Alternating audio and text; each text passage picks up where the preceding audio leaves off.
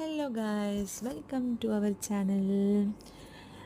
ഇന്ന് ഐസ് മോളുടെ ആദ്യത്തെ കപ്പൽ യാത്രയുടെ കുറച്ച് വിശേഷങ്ങൾ നമുക്ക് കണ്ടാലോ. ബർദുബായ് പോർട്ടിൽ നിന്നാണ് ഞങ്ങൾ തിരിച്ചത് കേട്ടോ. അകത്ത് കയറിയപ്പോൾ മക്കളെ, ഇത് കപ്പൽ തന്നെയാണോ എന്ന് നമുക്ക് സംശയമായിപ്പോയി.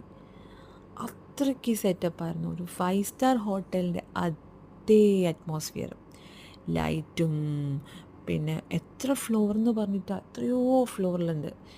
ഓരോ ഫ്ലോറിലും ഓരോ സംഭവങ്ങളെന്നാണ് പറയുന്നത്. ഞാൻ പുറകെയുള്ള വീഡിയോസിൽ ഇനി അതിനെപ്പറ്റിയൊക്കെ വിശദമായിട്ട് പറയാം കേട്ടോ.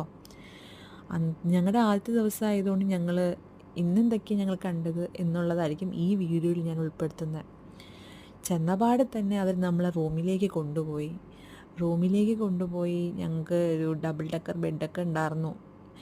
2 ഡബിൾ ഡെക്കർ ബെഡ്സ് ഉണ്ടായിരുന്നു കേട്ടോ.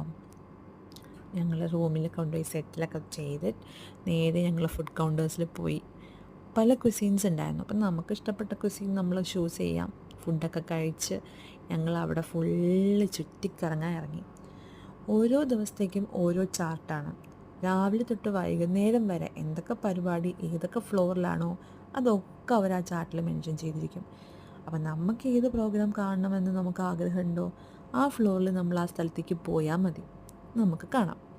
എല്ലാ പ്രോഗ്രാംസും എല്ലാവർക്കും താല്പര്യം ഉണ്ടാവില്ല. നമുക്കിഷ്ടമുള്ളത് നമുക്ക് ചൂസ് ചെയ്യാം. അങ്ങനെ ഫുഡ് കൗണ്ടേഴ്സ് 24 hours ഓപ്പൺ ആയിരിക്കും. ഞങ്ങളങ്ങനെ ഓരോ സ്ഥലങ്ങളിങ്ങനെ കണ്ട് നടന്നു. സത്യം പറഞ്ഞാൽ ഒരു ബോട്ടിനകത്ത് നിൽക്കുവാണ് എന്ന് നമുക്ക് തോന്നത്തേയില്ല. അത്രമാത്രം അടിപൊളിയായിരുന്നു അത്. പിന്നെ ഈ ഒരു ഏരിയ എന്ന് പറഞ്ഞാൽ ഏറ്റവും ടോപ്പിൽ ഒരു സൈഡിലുള്ള ഏരിയ കേട്ടോ. അവിടെ പോയിരുന്ന് നമുക്ക് കടലൊക്കെ കാണാൻ നല്ല രസമാണ്. തിരയൊക്കെ ഇങ്ങനെ പോകണ കാണാൻ നല്ല രസമാണ് കേട്ടോ. ഇതെല്ലാം കഴിഞ്ഞിട്ട് നമുക്ക് അവിടുത്തെ ക്രൂസിൻ്റെ വക ഒരു ഈവനിങ് നൈറ്റ് ഉണ്ടായിരുന്നു. അവരുടെ ഡാൻസും പാട്ടും മാജിക്കും ഒക്കെ ചേർന്ന ഒരു കലാസന്ധ്യ പോലെ അടിപൊളിയായിരുന്നു. ഐസു അത് ഒരുപാട് എൻജോയ് ചെയ്തു. ഐസുവിന് ഒത്തിരി ഇഷ്ടമായി.